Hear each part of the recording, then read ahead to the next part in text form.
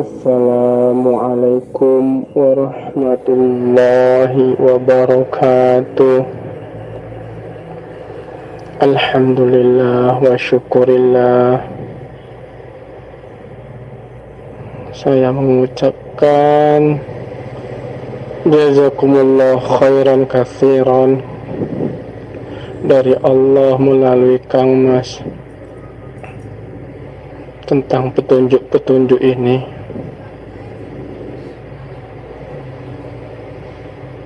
Saya masih perlu bimbingannya Kang Mas. Usia kita sama, 47 tahun.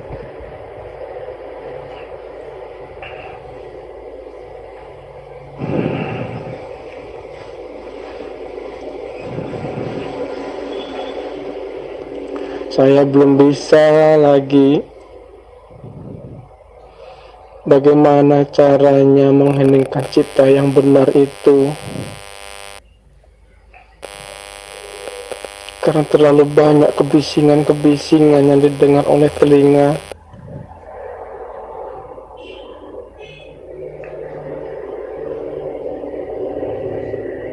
Ingin saya belajar Kang Mas.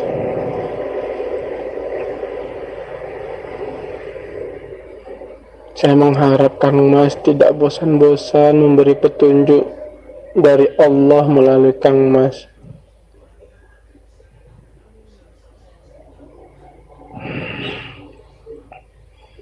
Tapi setelah semua itu terjadi nanti, apa yang akan terjadi dengan badan ini?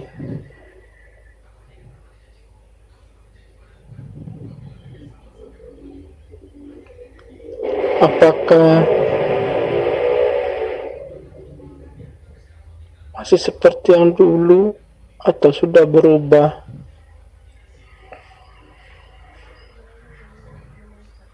Kalau memang ini semua kehendak Allah, saya sebagai hamba hanya sami'na wa ata'na Kang.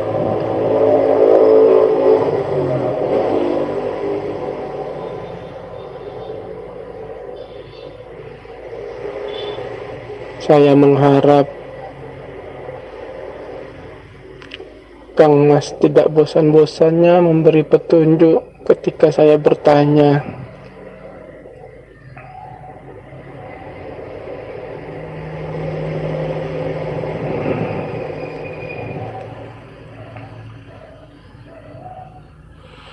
Ada yang mau saya tanyakan lagi, Kang?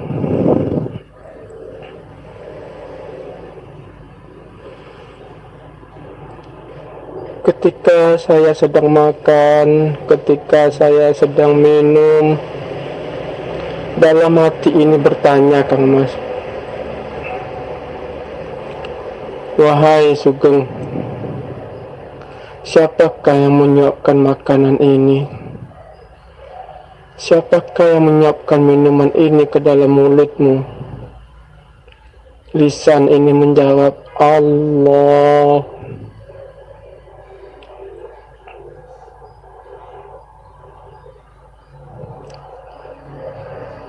Benarkah seperti ini, Kang?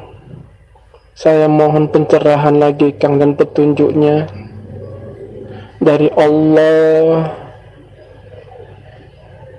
melewati Kakang, petunjuknya, Kang.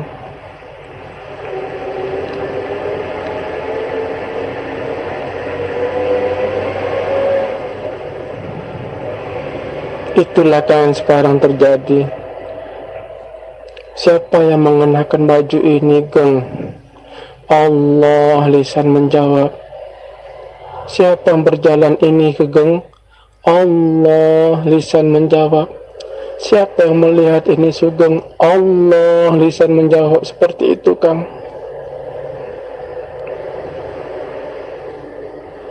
Tolong dijelaskan, Kang.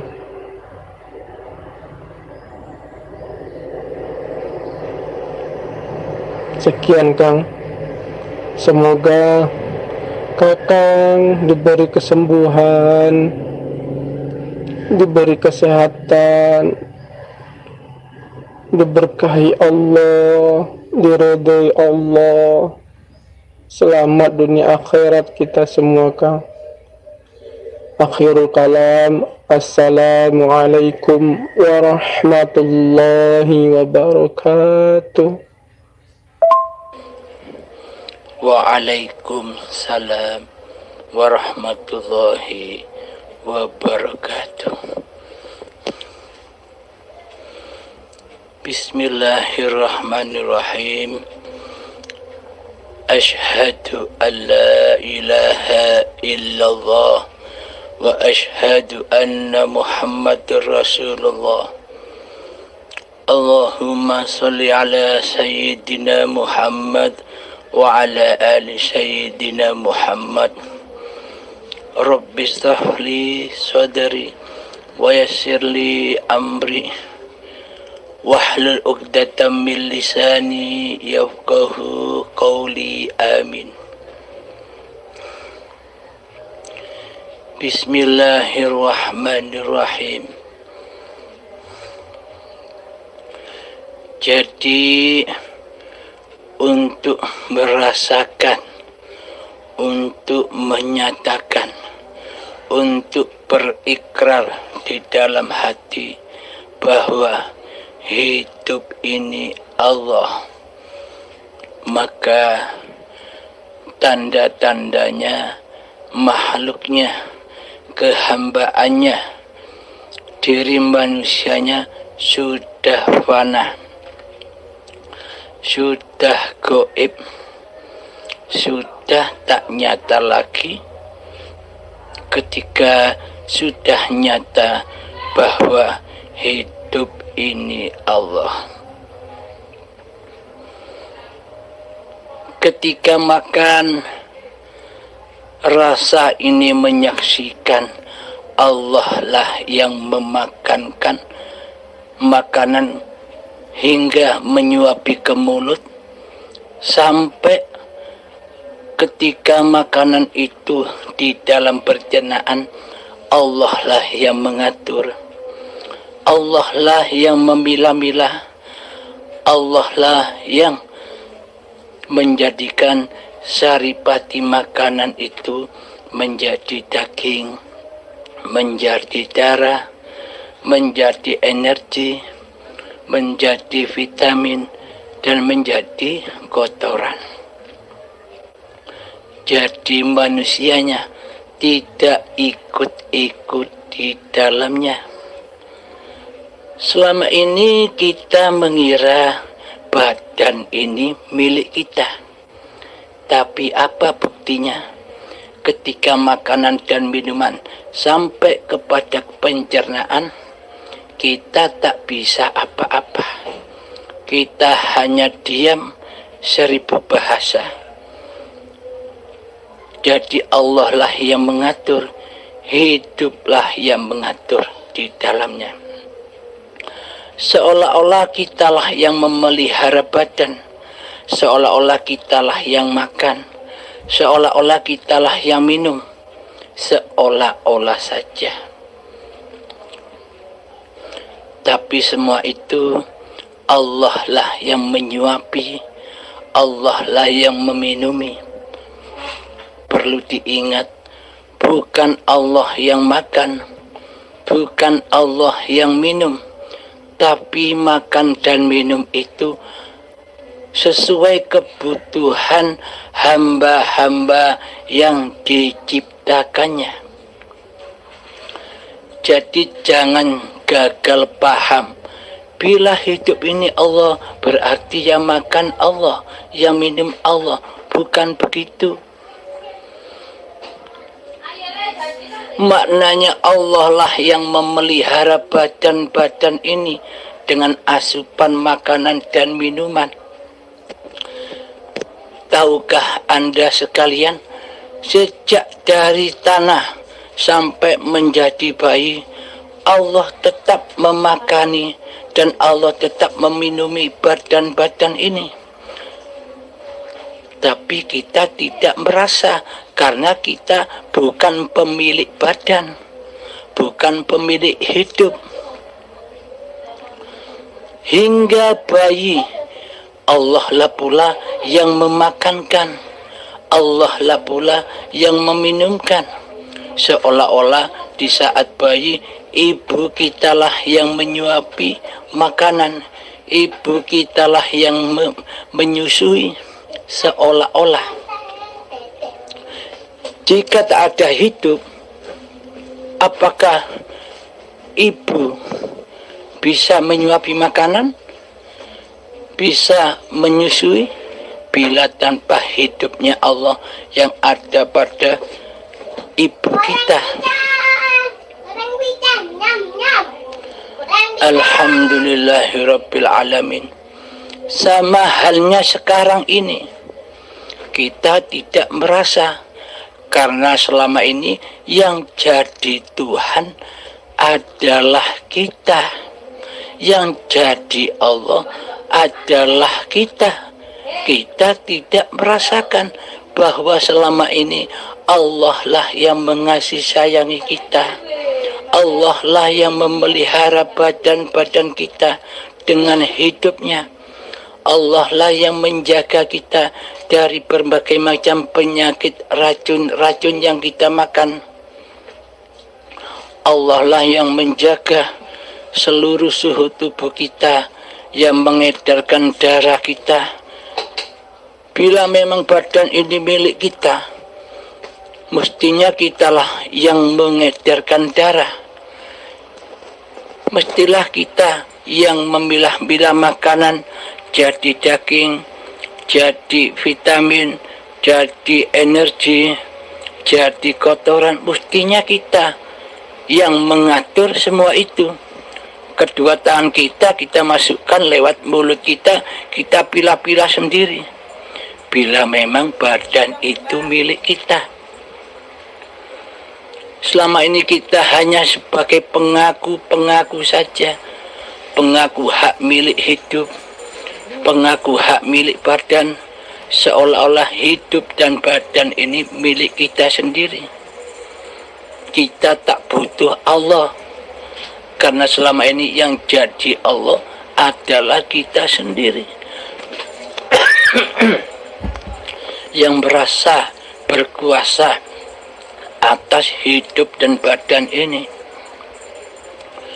Maka dari itu, ikrarkan dalam hati, bertaubatlah di dalamnya, akuilah semua kesalahan-kesalahan kita yang dulu.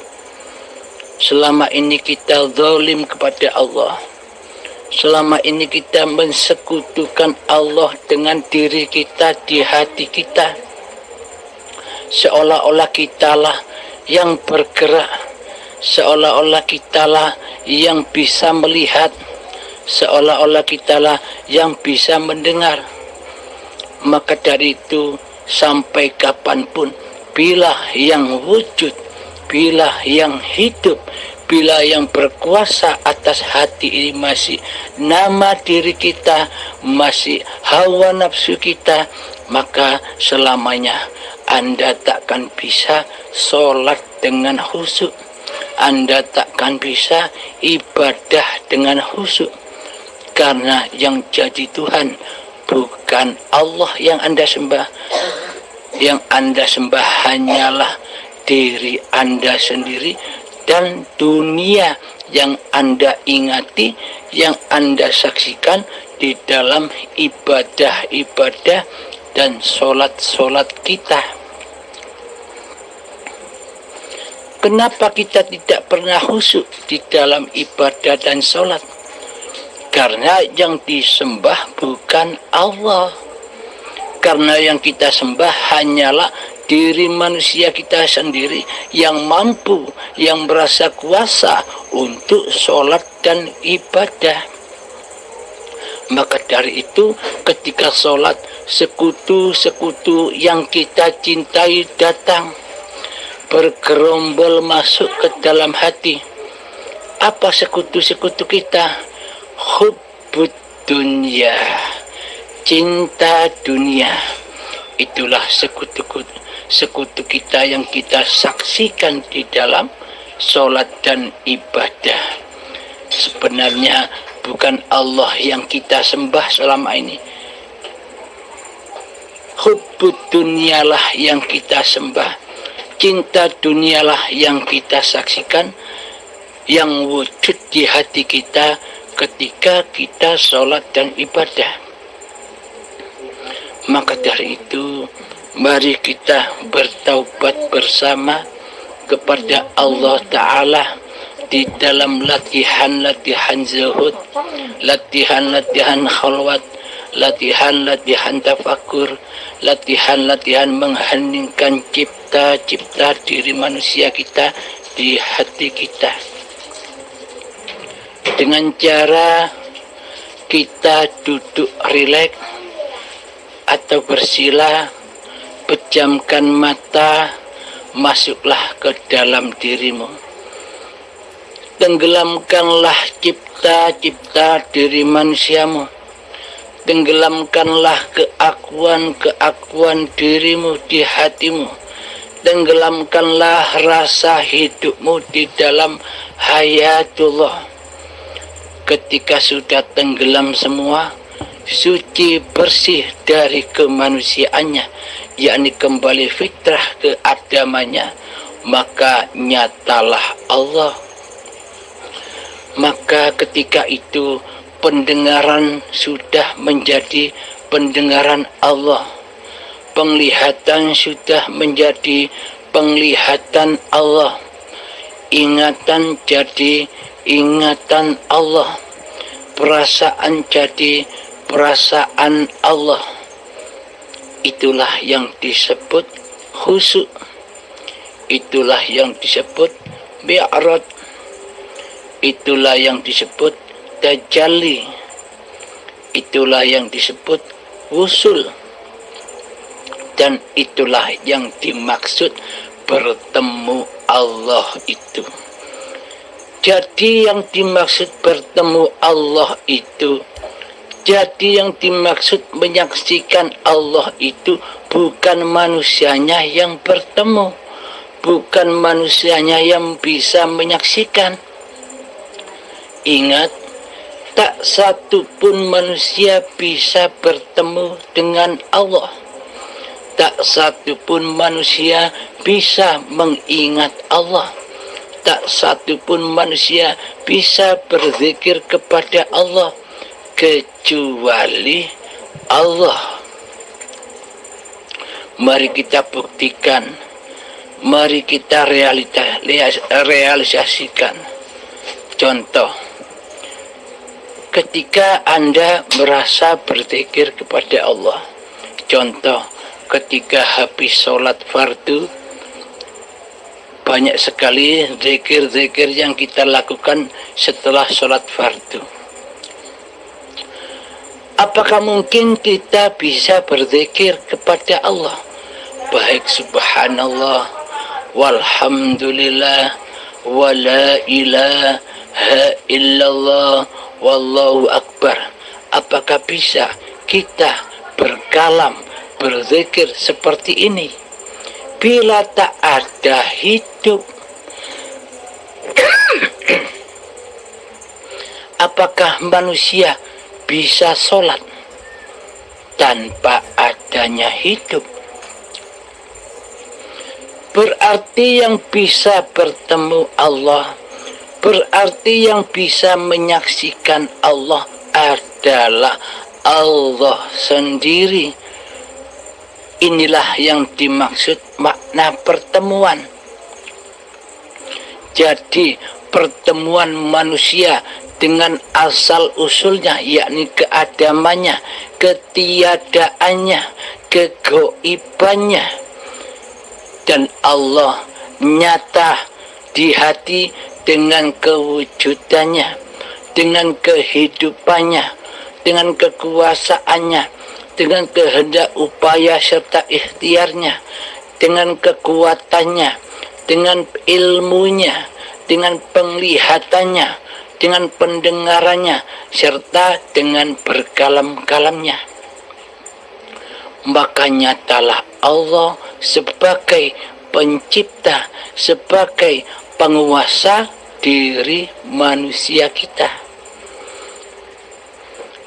Inilah yang dimaksud menyembah Dan inilah yang dimaksud mengabdi.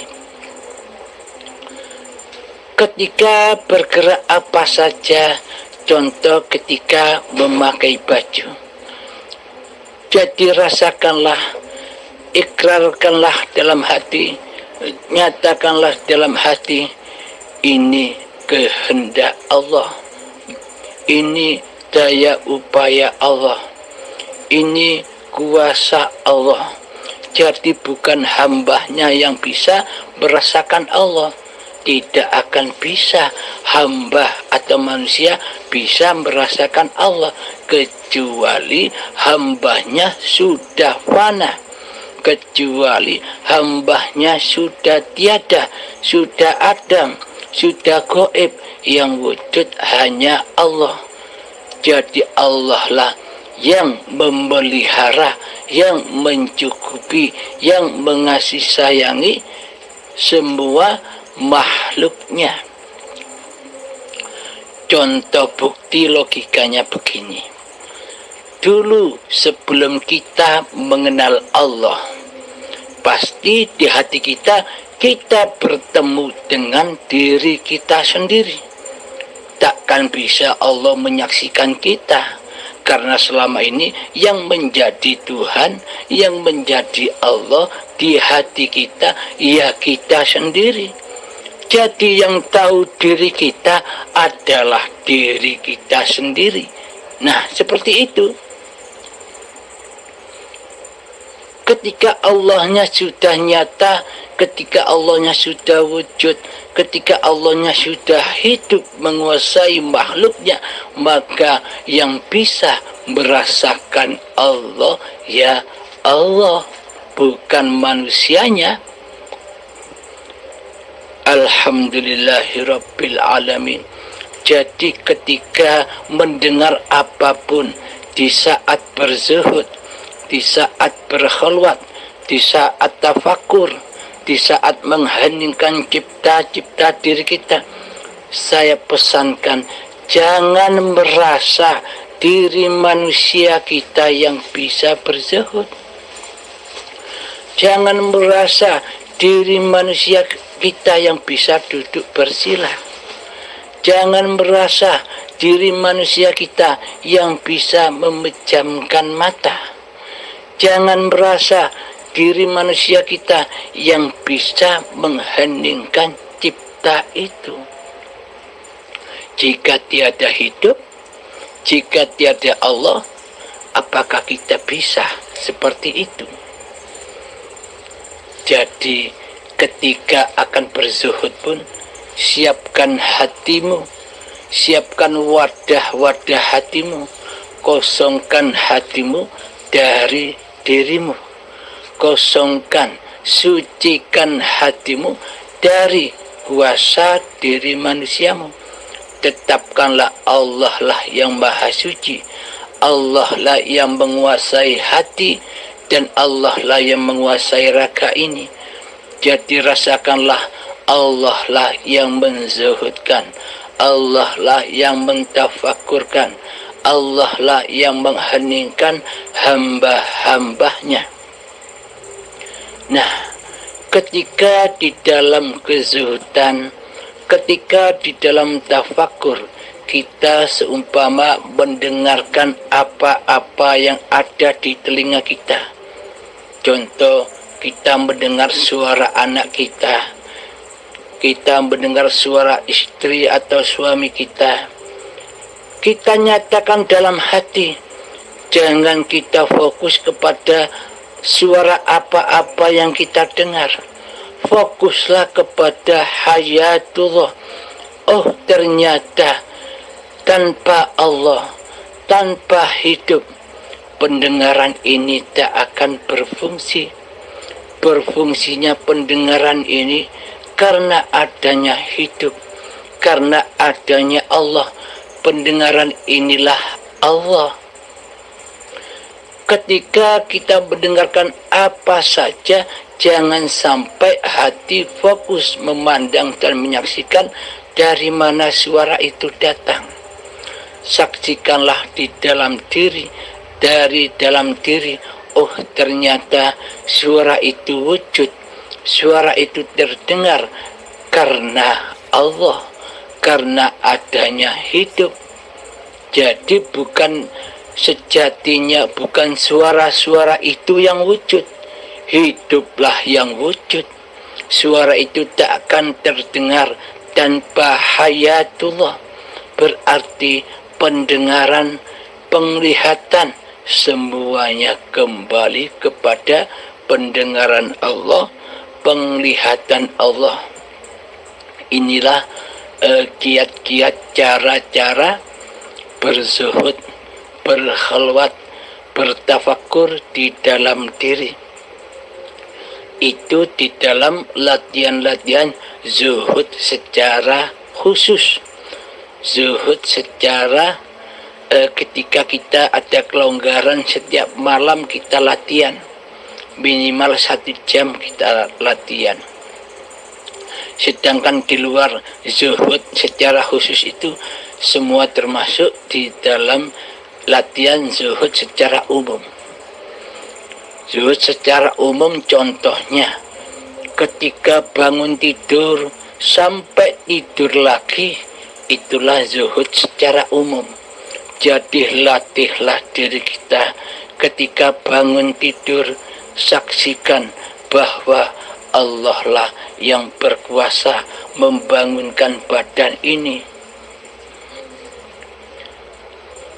Ketika badan berdiri, saksikan, ikrarkan bahwa berdirinya badan ini Allah lah yang memerintahkan, Allah lah yang mengutus badan untuk berdiri.